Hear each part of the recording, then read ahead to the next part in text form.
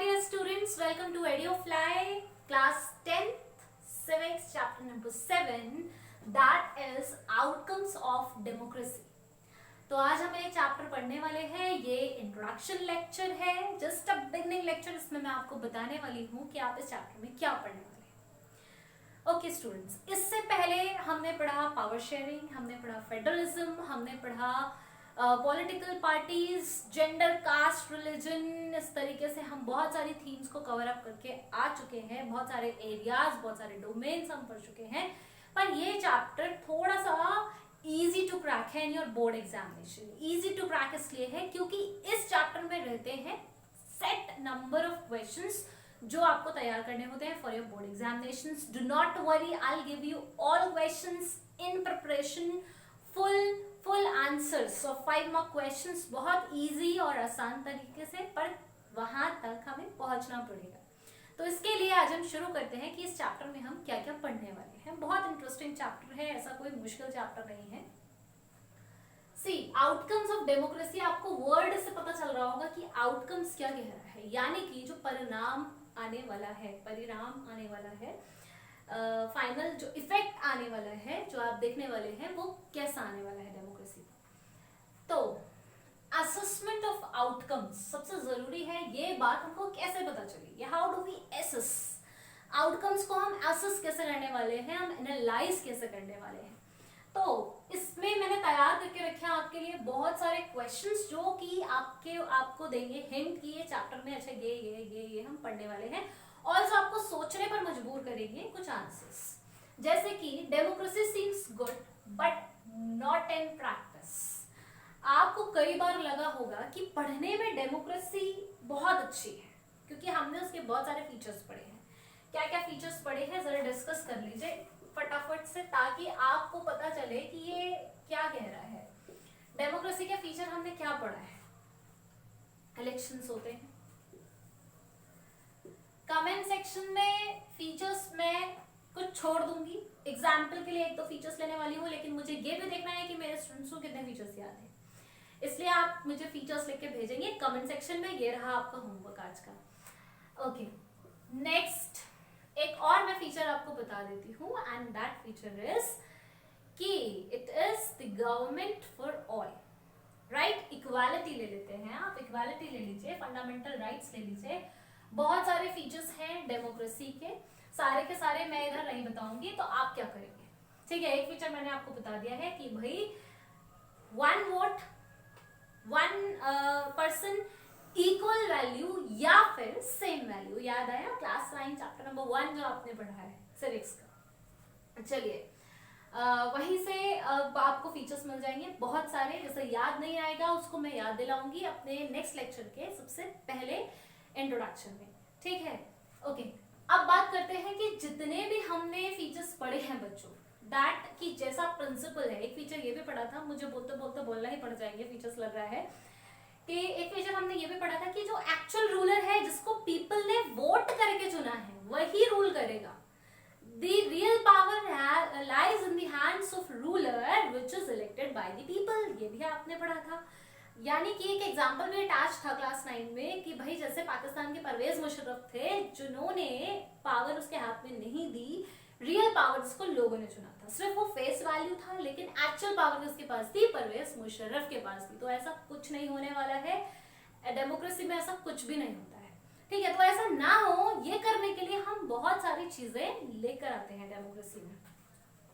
तो ये जो हम बातें कर रहे हैं, ये जो हमने एक इलेक्शन का प्रोसेस, पूरा एक चैप्टर था जिसमें हमने इलेक्शन कमीशन बनाया था क्लास 9 में स्टूडेंट्स, और फिर हमने कोड ऑफ कंडक्ट पढ़ा, ये करना है ये नहीं करना है। इतनी बड़ी कंट्री है इंडिया, इतना सारा तामझाम फैला रखा है।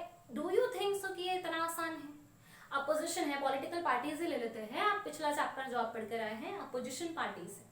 Opposition parties, do you think कि वो बहुत आसानी से अपोज कर देती है? क्या वो अलग अलग सिनेरियोज, अलग अलग कंडीशंस, अलग अलग सर्कमस्टांसेस क्रिएट नहीं करती? क्या वो डिस्टर्बेंस क्रिएट नहीं करती? डेफिनेटली करती हैं। छोटी सी गलती, छोटी सी बात अगर डेमोक्रेसी में हो जाए, या पीपल अगर कोई गलत रूलर चुन ले, तो क्या सिचुएशंस, क्या चीजें गलत नहीं होती, क्या सब कुछ खराब नहीं होता? डेफिनेटली होता है। तो वही चीजें आपको बताने की कोशिश की जा रही है कि लगता है हमें, इट सीम्स गुड। जब हम पढ़ रहे हैं तो एक एक फीचर हमें बहुत खूबसूरत लग रहा है कि राजा वही आएगा जो लोगों से चुना जाएगा, भाई जो पीपल जिसको वोट करेंगे वही रूलर इलेक्ट करेगा, ये हमें सुनने में बहुत अच्छा लगता है। पर ये कितना मुश्किल होता है ये आप जानते हैं। वोटिंग का प्रोसेस कैसे होता है आप जानते हैं। बूथ इलेक्शन, फिर पूरा एक वोटर्स की लिस्ट तैयार करना, फिर कैंडिडेट का रजिस्टर करना, फिर आप ये पढ़कर आए हैं कि पॉलिटिकल पार्टीज डिफ्लेक्शन क्रिएट करती हैं, वो ध्यान में रखना, वो ब्राइब ना करें, वो किसी तरीके से मैनिफेस्टेशन से कोई मैनिपुलेशन क्रिएट ना करें। तो ये सारी चीजें ध्यान में रखना, ये एक्चुअल प्रैक्टिस में बहुत कम्बरसम है, बहुत डिफिकल्ट। तो बात हो रही है democracy seems good but not in practice. कैसे not in practice? Answer I have given you, I have explained you. Next point पर आते हैं, that is our interest is based on only moral reasons. Is it so? First chapter power sharing में आपने पढ़ा था कि power is shared for two reasons. देखिए आपका यहाँ फर्स्ट चैप्टर का रिवीजन भी हो रहा है। अब moral reason and prudential reason याद है? नहीं याद है तो अब याद आ जाएगा। Moral reason where you divide power without the analysis of profit and gains, आप अपने देश की शांति देखते हैं। Prudential reason where the power is divided on the analysis of profit and gains. So question आपसे कह रहा है कि इंडिया कौन सा वाले का एग्जाम्पल था, मॉरल वाले का था कि प्रूडेंशियल वाले का था? डेफिनेटली मॉरल वाले का था। हम जो थे वो मॉरल वाले के इसमें लाई करते थे कैटेगरी में। तो क्या जो हमारी रीजन था वो सिर्फ मॉरल था? क्या हम सिर्फ मॉरली डेमोक्रेसी को एक्सेप्ट कर रहे हैं? प्रूडेंशियल कोई रीजन नहीं है, कोई फायदा देखना नहीं चाहते, हमारा इकोनॉमी से कोई लेना देना नहीं है, हमारा कंट्री के डेवलपमेंट से कोई लेना देना नहीं है। Is it so? No, this is not so. The answer is no, simple no. Okay, so third point आपसे पूछ रहा है, what if our expectation does not meet. हम इससे पहले मैं आपको आंसर दे देती हूँ। वैसे मैं सोच रही थी कि आपको एक क्वेश्चंस के साथ छोड़ दूं ताकि आप सोचें, पर आंसर देना जरूरी है आगे के पॉइंट्स पढ़ने के लिए। मॉरल रीजन पे आंसर था नो, सिर्फ मॉरल रीजन नहीं है, हम प्रूडेंशियल रीजन से पावर शेयरिंग करते हैं। क्या हम इकोनॉमिक फैक्टर नहीं देखते हैं, हम काउंट करते हैं। क्या हम डेवलपमेंट काउंट नहीं करते हैं, हम बहुत सारे सोशो इकोनॉमिक फैक्टर्स को इंक्लूड करते हैं, इसीलिए हम पावर को शेयर कर रहे हैं। ठीक है, डेवलपमेंट हो, सरकार का डिसेंट्रलाइजेशन होगा तो डेवलपमेंट ज्यादा होगा। आपने वो पॉइंट पढ़ा है डिसेंट्रलाइजेशन में, the problem of the local people is only known by the people who is living in that area. इसीलिए हम डिसेंट्रलाइज करते हैं, इसलिए हम पावर को एकदम नीचे के स्तर तक लेकर जाते हैं। पावर उन लोगों के हाथ में देते हैं जो उस एरिया में रहता है। क्यों? क्योंकि उस एरिया का डेवलपमेंट केवल वही बंदा कर सकता है। तो ये क्या है? ये सिर्फ मॉरल रीजन नहीं है, ये रीजन है कि हम उस एरिया का डेवलपमेंट चाहते हैं, हम उन लोगों की भलाई चाहते हैं, हम चाहते हैं कि वो एरिया डेवलप हो, सोशली डेवलप हो, इकोनॉमिकली डेवलप हो। तो नेक्स्ट पॉइंट आपसे पूछ रहा है, what if our expectations does not meet. Cross means does not meet. क्या होगा अगर हमारी एक्सपेक्टेशन मीट नहीं होगी? हमने सोचा था कि बीजेपी की सरकार बहुत अच्छा करेगी, बहुत अच्छा करेगी, ये सोच के हमने 2 बार वोट दिए, 5-5 साल के 2-2 टेन्योर बांध दिए। इमेजिन कर लीजिए, मेरा किसी पार्टी के लिए कोई पर्सनल वो पर्सपेक्टिव नहीं है, मैं सिर्फ इमेजिन करने को बोल रही हूँ। इमेजिन करते हैं कि अभी कुछ टाइम, कुछ टेन्योर बीजेपी का बाकी है। क्या होगा कि अगर आने वाले समय में वो हमारी एक्सपेक्टेशन को मीट ना करे, व्हाट विल हैपन? क्या होगा कि हम ये चाहते थे कि बहुत अच्छा करेंगे, बहुत अच्छा करें, खराब कर दे, व्हाट विल हैपन? आप उस स्थिति में क्या करेंगे? क्वेश्चन ये है, आप उस स्थिति में क्या ब्लेम करने वाले हैं डेमोक्रेसी को कि डेमोक्रेसी ही गलत है, डेमोक्रेसी का कंसेप्ट ही गलत है, लाना ही नहीं था इस तरीके से सरकार को, बेस्ट सरकार एक एग्जाम कराना था, पीपल से वोट क्यों लिया? पीपल से वोट क्यों लिया? आईएएस ऑफिसर का एग्जाम लेते हो, इस तरीके से एक एग्जाम लेना था, जिसके पास ज्यादा नॉलेज होगी डेफिनेटली वो बढ़िया काम करेगा। या फिर आप डाउट करने वाले हैं डेमोक्रेसी में कि क्या डेमोक्रेसी ठीक है, क्या हम जो कर रहे हैं वो ठीक है, क्या ये ठीक है, क्या वो ठीक है, या सीधे आप कंक्लूजन पर आ जाएंगे नहीं ये गलत है। दोनों में से आप क्या करेंगे? Big question. Okay, next question, बहुत इंपॉर्टेंट क्वेश्चन जो आपने सोचना है। Outcomes will be better if,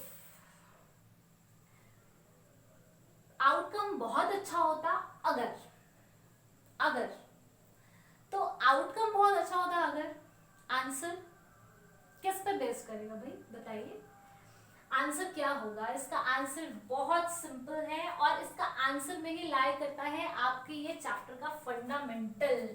तो इसका आंसर मैं आपको अभी समझाती हूं कि outcomes will be better if, outcome कब बेटर होंगे और कैसे बेटर होंगे। देखिए, किसी भी चीज से बहुत ज्यादा अटैचमेंट, बहुत ज्यादा एक्सपेक्टेशन हमेशा हर्ट करती है, ठीक है भाई। एक स्तर होता है हर चीज का, वो वैसे काम करती है। डेमोक्रेसी का एक रूल है, कुछ प्रिंसिपल है, कुछ फीचर्स है, वो अपने हिसाब से काम करेगी, पर खराब होगा अगर आप एक्सपेक्टेशन ज्यादा कर लेंगे।